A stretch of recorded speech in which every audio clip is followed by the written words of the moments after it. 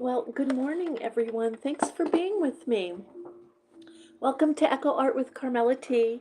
We create with all recycled materials, fabrics, and supplies here. It's our way to give the earth a little hug. We also share different things that we get at the thrift shop, like this ring and different clothing and things like that. So we love, love, love to recycle at this channel. And if you are coming back, thank you so much for coming back. I love your questions, your ideas, your suggestions. And so I am coming on here this morning because we have a crochet class coming up specifically on connecting crocheted granny squares. So, and that's at River Arts. So in that class, I will be focusing on three main ways, the three most common ways to connect granny squares. And that is the slip knot, the invisible stitch with the tapestry needle or darning needle, and single crochet. Now guess what? There are tons of other ways to connect granny squares. So the last video I did, we were focusing on like exploring together what are the most difficult stitches. And I really loved the site that I found by the Knitter Knotter. So I'm using her site again to share with you the many different ways that she lists to connect granny squares. So we're just talking about them today. And I was on here, let me just show you this. I was on here the other day also sharing with you different, like the way that I'm connecting my mandalas for the mandala blanket, for the chakra mandala blanket project that we are working on. So you kind of saw a little bit of that. We kind of went over a few different stitches and ways that we can connect these. So we're just going to talk a little bit. Some of this might be repetitive, but we're just speaking about the crocheted granny squares. So some of these ways are definitely made up by crocheters, and you can definitely make up your own way. You can make up your own stitches. So this particular article, it's called 17 Ways to Join Your Crochet Squares. Let's see, who's that? Hi, A Channel, how are you? Thanks for being here this morning. So we're going to go right through them. And one of the reasons I wanted to put this on here this morning is so my class that I am teaching these connecting methods to later are just taking three main methods, but they have an idea. So let me show you first the picture that she shows because it's very telling. It just kind of really gives you an idea on what I'll be talking about shortly. So you see the picture here? This is a connection between two granny squares. You see the pink? That's the edge of the granny square. The red is the edge of the granny square. The middle is a connection. So it's not just like a single crochet connecting or slip stitch. You've got stitches in between. And you see it clearly right here. And we're going to talk about what these are. And right here, that's another row. So you see the concept is that you can do a number of rows in between connecting your granny squares. And I want to add something to that. The other thing you can do, and I don't know why people don't think of this, but I don't see it a lot. And I guess you could even try it out with just, buying a crocheted blanket, let's say, at the thrift shop. Adding your granny squares to the blanket, like to decorate. This is a big trend coming up, like this, look. They're taking granny squares, and instead of like creating a blouse or a vest, they're adding these granny squares. Maybe they would go with smaller ones. They're like adding them to an already existing garment. That is a great idea for upcycling, because if you get the right combo, like you can make an outfit really, really pop. You can make it really posh with your design. But anyway, let's get into the different ways that she's listing here. And keep in mind also using different types of yarns, whether you're using like acrylic, wool, silk, or cottons, really make a difference with your designs too.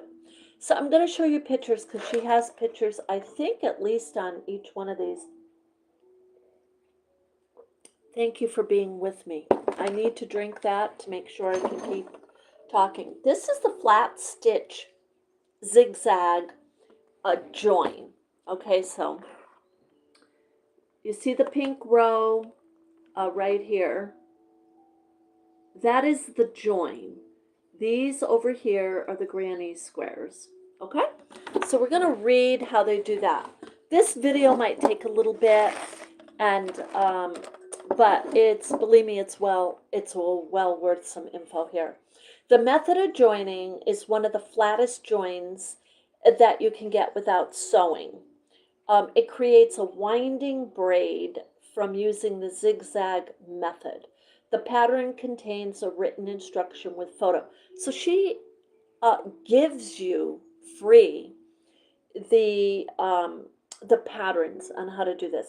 The only thing I'm going to disagree with her on this is not the flattest. It just is not. It's not the flattest. You know, using like a slip stitch, that would be your flattest, or your invisible stitch is kind of flat too. And we did the invisible stitch on the last video. We were talking about the mandalas. So single crochet joined by repeat crafter me. That's the name of the YouTuber. Single crochet joined by repeat crafter me. Okay, so I'm giving you the names here. This is perhaps one of the simplest methods of joining squares. It's fairly easy to adopt if you don't have the exact stitch count between your squares. It's true, it's very forgiving. Single crochet is very, very forgiving. So now with single crochet, you see how here they're doing the whole row. A lot of people will, you can do this so many ways, and we'll have a whole video on joining with single crochet, because you can join it with just one row, or you can and then do your horizontal rows. They did the horizontals first and then they just went straight. The other way you can do it, which I've done, is kind of just do little squares, and then the squares will go in the other. It's really cutesy. So there is no particular right or wrong way. Okay. The next one is the slip stitch. So this to me is the flattest. And yeah, and it says a flat join method is made with the squares or hexagons. So it doesn't have to be squares or hexagons. You can use your this is the slip stitch. Yeah, you can use slip stitch or chain stitch, it's called. So right here is your join, you see? Now the other thing, if you wanted to do, let's say you want to make it a little bit more intricate or designy, you could do 3 rows of those and then connect. You know what I mean? So you can play around with your connecting. And the more you practice it, the easier and more clear it gets to you how to lay out your work. The invisible seam.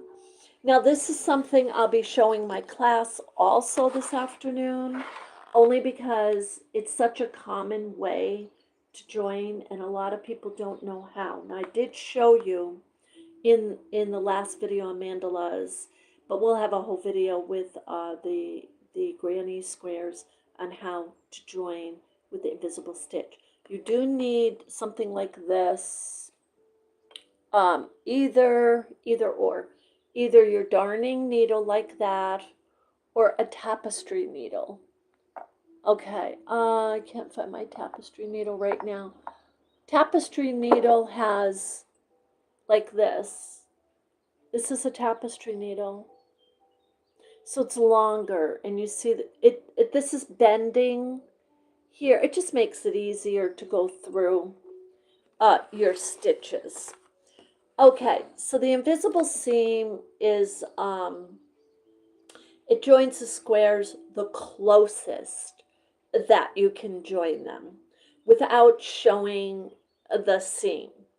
It is made using a sewing technique that is demonstrated, and she says it's demonstrated and whatnot.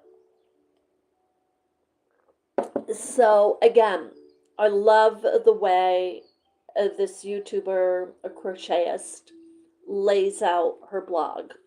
So her name's knitternotter.com. Shout out to her. Now the next one is the flat braid join. And this is by Knitter Notter. This is by her. The flat join uses chains. And we were talking this week a lot about what the beginner crocheters can do with just chains. So this is one of them. She intertwines the chains to make a braid. This method works great if you have squares with uneven edges. So so I guess I'd have to try that to check that out. But so yeah, what you would do is just you're going back and forth with your just using a chain, or you know, it's synonymous to the slip knot, but you're making a knot, but the chain is that simple. You're just making your chain, and what she's doing is she's making two chains. That's really what she's doing there. So we'll take some of these. If there's any of these that I'm talking about right now and you guys are super interested in it, let me know. I'm super happy to explore it, come back on and do those techniques with you. So this is called the reverse mattress stitch. And the crochetist is called Wool and Hook. That's her name. This invisible sewing technique joins the squares without any indication you have sewn them together. So something like what we were just talking about. The mattress stitch or the crochet stitch, mattress stitch is also called an invisible stitch. What she's saying here is she's calling this the reverse mattress stitch. So we can explore that. I'm pretty sure I know what she's doing there. She's just doing, so look though, it is seamless. It is seamless. So now there's no, you don't see a row here. All of this and all of this, these are the two granny squares. Okay, and it looks to me like she's got the connection right there. So we'd have to really explore that, and I think I am going to explore some of these because like I said, I'm making up my own connections, and I'll share those with you too. Cluster join by Designs. Okay, this is by Designs by Muggins. That's the name of the crochetist. So you can see what she's doing here. This unique is a beautiful way to join squares and around the edges. You can see it. Now, if you're an intermediate at least or some experienced crochetist, you will see very clearly what she's doing. If you know how to do the cluster stitch, what that is your double crochets, 3 of them joined together, not separately. They're created as one stitch. That's the double crochet cluster stitch. She doesn't say double crochet, but that's what that is. I don't think she says that. Yeah, she says clusters. I'm pretty sure that's what, yeah, that's what those are. So I that's very pretty. Along the same lines, guys, guess what? You could connect them with separate double crochet stitches. It doesn't have to be a cluster. Let's see if anybody does that here. This one is a simulated braid join by Gourmet Crochet. The beautiful braid join is very similar to the tight braid and flat braid join. It uses chain 3 instead of chain 1 or chain 2, which creates a much more braid effect. It's the same thing that I was doing here. The only difference is that they are kind of relaxing the stitch a little bit, and I'm kind of like joining them with the stitch. It's a chain stitch is what they're saying. So this is how lovely it looks. I really do like it. I think that's one we can do together. So this is it right here, the chain stitch. It sounds fairly simplistic. So again, that is by Gourmet Crochet. But you can find it on Knitter Knotter's website. Okay. A flat double crochet joined by the crochetist is called Bella Coco. So it's a simple join made using a flat join in double crochet. Okay, basically it's double crochet using UK terms. This, okay, I just want to stop and just say, a lot of people get very confused with the patterns. She just said using UK terms. What that means is the United Kingdom, London, England, and they do have different, they totally have different terminology. And I've listened to some of the YouTubers talking and showing you the pattern, and you're still getting mixed up because they're using terminology that doesn't jive with what we're using here in America. And that happens all over the world. The patterns get interpreted just a little bit differently. For example, they may, one of them, I was following a pattern, and she kept saying a double crochet cluster. She wasn't doing a double crochet cluster. She was doing 3 double crochets separately, but she called it a cluster because she was calling it a set. It was a set. They were together. So anyway, with that, that's how it happens. So this is lovely, a very super simple. And you can see right here, that's the join. So it's just a flat double crochet. It's just double crochet basically is what it is. So let's see here. The next one is a scallop join by Gourmet Crochet, again. Similar to the braid joining methods, the scallop join is just beautiful. It really is. That's what I'm going to do. It uses a similar chaining method in a different way. So yeah, you can see the chain there. Looks like she's doing a loop in the middle. Just very pretty. Super delicate, lacy, kind of a cutesy, lacy scallop join. I like that. That's very pretty.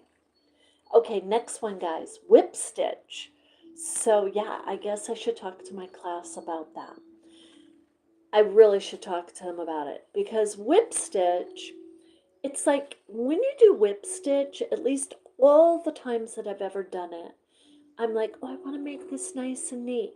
It is that signature of whip stitch is just do it. Because no, really, you'll see right here. It's going to be as neat as it's going to be, which isn't that neat. But here it is. You see whip stitch?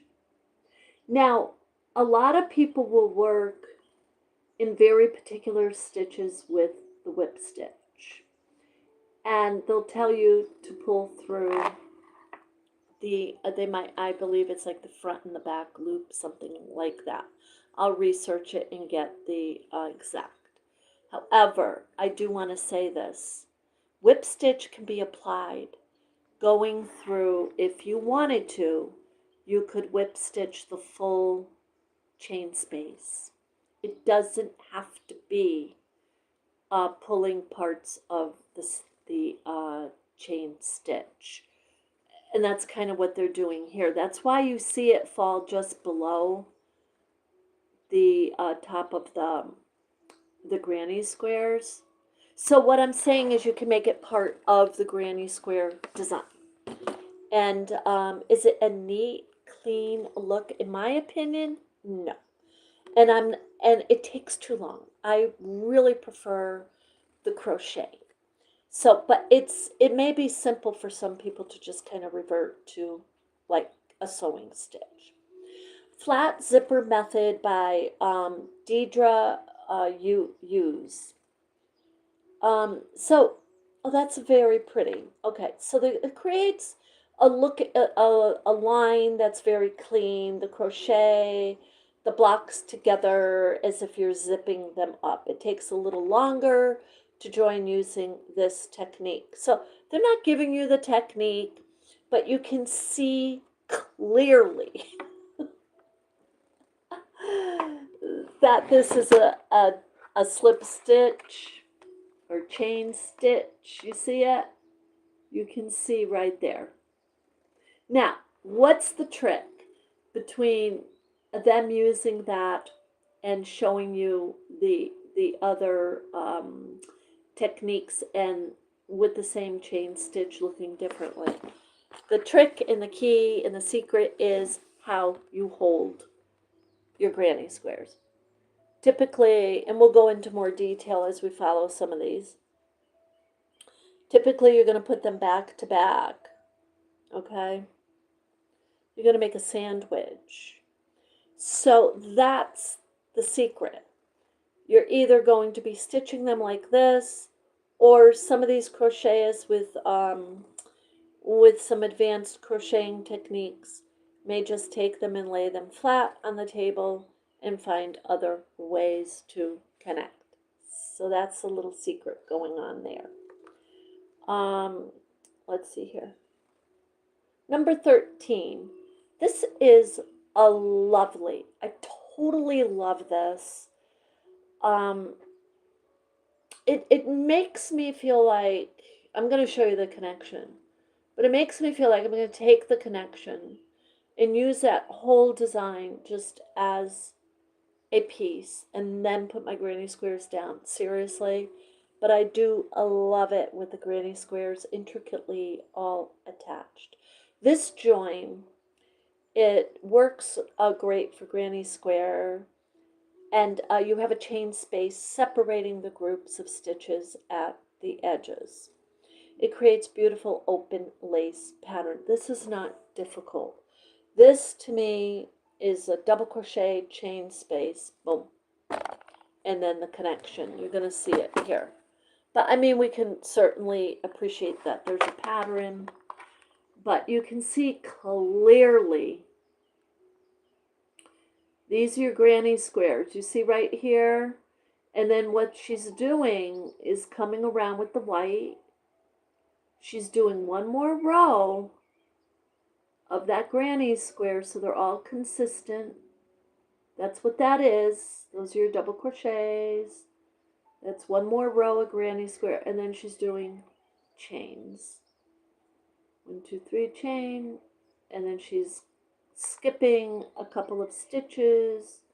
1, 2, 3 chain. I mean, we can look at it in detail, but that's kind of what's going on. So you can create your own connection, but that's a lovely.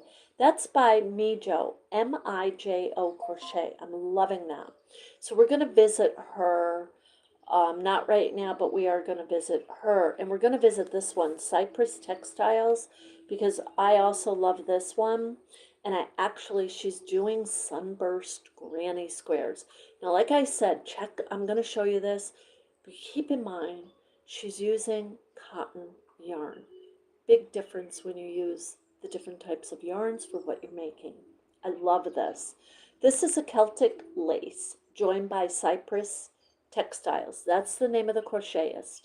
Cypress Textiles. This elaborate lacy join is a beautiful way to join your squares.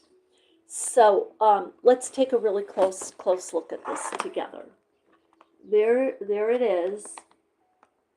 Here's your granny square. See how they pop because she's going around in the white? Okay, I just want to look at that really closely for a moment. Okay, so what she's doing is she's first doing like a chain or single crochet all the way around. And then she's with just chains again, creating a beautiful lacy design. That's how the lacy designs are created, is with the chains. And you can make flowers. You play around with the chains enough, you'll be making your own designs. Trust me, you will figure out how to connect. But this is I am going to explore her site, and I want to see how she's doing that specifically, and we'll revisit that because it's a very pretty. I would like to do my own design around the granny squares like that. I love her, the way they're popping there. So number 15, row by row, JG, the boomerang joint by Cypress Textiles again. So we keep hearing some of the same name of the crochetist. The method of joining squares is simplified alternative to the continuous join as you go method. Yeah, which is worked in horizontal rows and then vertical. So yeah, like I was saying earlier, you can do it that way. You can do all horizontal connections and then all your verticals, or you can play around with it and just kind of do squares and, you know, have your rows going different ways as a design. So this is, okay, so what I can see without just looking at the pattern, she's using what you call a post stitch. It looks like it might be a front post stitch. That's what's creating just a lovely texture. It's a very pretty. And you can see she's using different granny square designs inside. So, yeah, so you can take a stitch like the front post. You can even connect them with a popcorn stitch or puff stitch. Seriously, that's what I'm trying to say, is that your creativity and what you want to do, there's just so many ways to connect. Okay, number 16 is a lovely. This by far is my most favorite. Join as you go squares by Blue Star Crochet. The name of her channel, or she's a crochetist, Blue Star Crochet. So she does her granny square in a lacy cotton, light lavender. You can see the granny square right here. And then what she's doing, where I wish they'd show these other granny squares, but they're not. But this is the other one right underneath the flower. So what she's doing is, looks to me, this is a very common stitch in creating flowers. And it's like you do something like 4 chain and then 5 chain and 2 chain, like that. Very pretty. Very, very pretty. So I just love her design. So that's by Blue Star Crochet, but you find her on knitternotter.com. So this is number 17, and this is join as you go, flat granny square. What do they mean join as you go? They mean as you're working. So most of us, like, and what I really love to do is do all my granny squares, lay them out in a design, and then connect. But she's saying she's connecting as you go. And you can see clearly what she's doing. You see down here, she kind of leaves it a little loose so you can see just when she went to the final round of this particular granny square, she just came over and started to just put her crochet hook through this edge of that granny square. So that's number 17. So that one might take a little practice, and but that's it. So those are, you know, we say 17 ways, but if you use my little method here, this can make it 18. And I have a few other ideas, guys. So we're going to get up there in the 20s by the time we're done. But you see the back of it here is kind of seamless. Anyway, I'm just loving this. So if you don't know what this is, you just sandwich it together. I did this the other day. And where there's spaces and you don't want to connect it, you're just doing chain 4 and then slip knot into your granny square or mandala, chain 4, and then when you're connecting them, it's chain 4 and then slip knot through both of either your granny square or mandala. So anyway, with that, and we'll do more of those. So I hope you enjoyed that. I hope it inspires you to figure out different ways to connect your granny squares. Now that we went through all of them, some of you please let me know, is there something that stands out you want us to do a video on together on joining the granny squares? And we'll pick one. We'll check it out and explore it and see how we do. So with that, you have an absolutely beautiful day. I send you love and light.